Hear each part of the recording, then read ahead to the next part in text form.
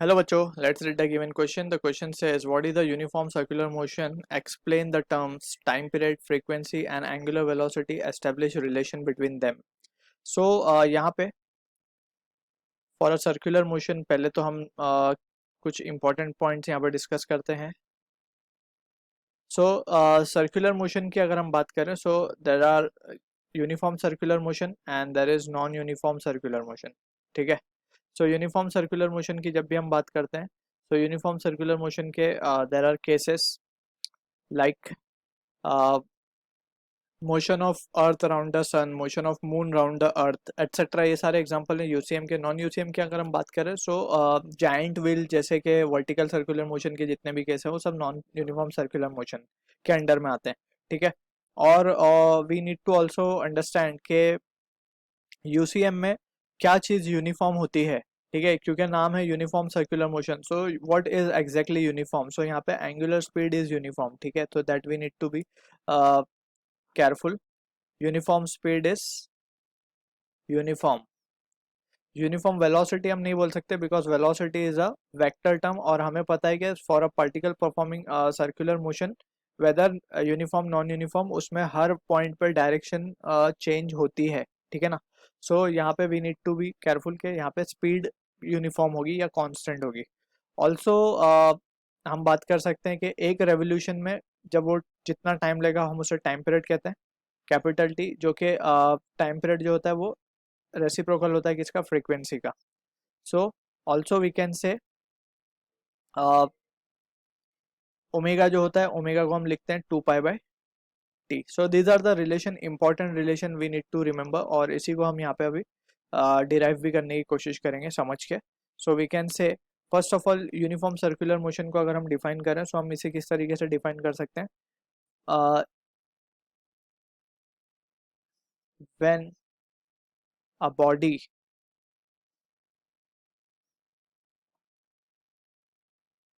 Under circular motion moves with constant. अब velocity भी लिख सकते हैं यहाँ पे. So by default we need to understand velocity का कौन सा कंपोनेंट कांस्टेंट होगा यहाँ पे? मैग्नीट्यूड वाला, जो कि स्पीड होती है बेसिकली. ठीक है. When a body under circular motion moves with constant, it is termed as uniform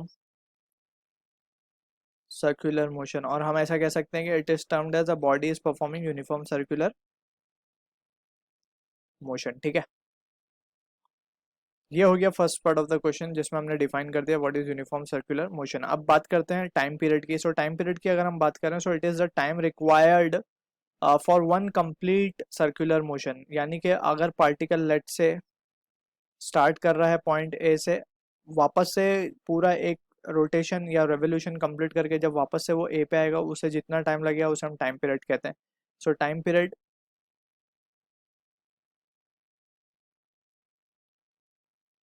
is the time required to complete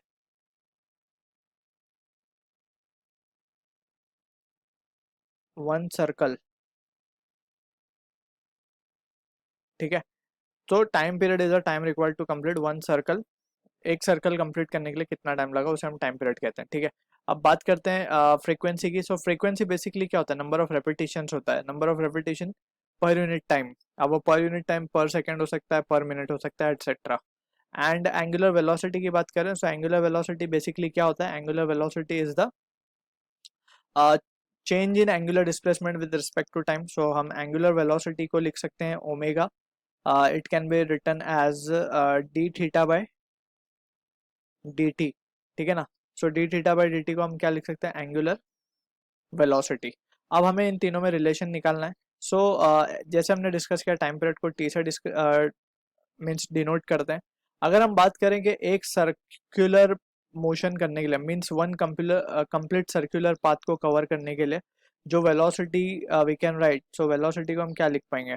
angular velocity will be, उसने कितना एंगल ट्रेस किया होगा यहाँ से यहाँ तक, वो पार्टिकल यहाँ से स्टार्ट होके वापस से इस पॉइंट पे आया, सो दैट मीन्स उसने एंगल कितना कवर किया, that is what angular displacement is.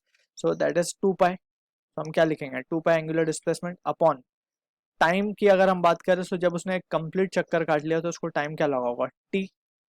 So 2 pi t that is speed, क्या होता है डिस्टेंस अपॉन टाइम, एक्चुअली में हम लिखते थे डिस्टेंस अपॉन टाइम, यहाँ क्या लिखेंगे angular displacement with respect to time, ठीक है। सो अब 1/t क्या होता है, it is 2 pi n। So ये सारे relations we need to also be careful with. अब यहाँ पे जो इसका यूनिट लिखा जाएगा वो लिखा जाएगा रेडियन पर सेकेंड, टाइम पीरियड का जो यूनिट होता है वो होता है सेकेंड्स, ठीक है। और फ्रीक्वेंसी का unit we all know it is hertz, ठीक। सो एन का यूनिट अगर हम लिखें तो it will be hertz. So this is the answer to the question. I hope you understood the solution. All